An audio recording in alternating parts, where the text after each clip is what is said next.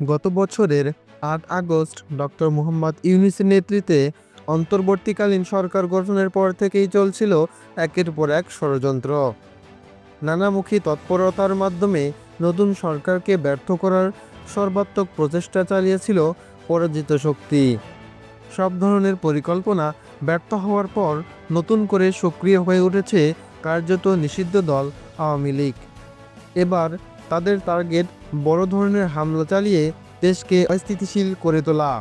অনাকাঙ্ক্ষিত ঘটনা কিভাবে ঘটবে, ঘটনার পর কিভাবে পালাবে, শেখ হাসিনাকে কিভাবে দেশে ফিরিয়ে আনবে, জনসমাগম কোথায় ঘটাবে প্রভৃতি বিষয় নিয়ে এরই মধ্যে একটি প্রশিক্ষণ কর্মসূচি সম্পন্ন করেছে কার্যত নিষিদ্ধ দল আওয়ামী লীগ। ৮ জুলাই সকাল ১০টা থেকে সন্ধ্যা ৬টা পর্যন্ত রাজধানীর একটি কনভেনশন হলে ওই প্রশিক্ষণ সম্পন্ন হয়।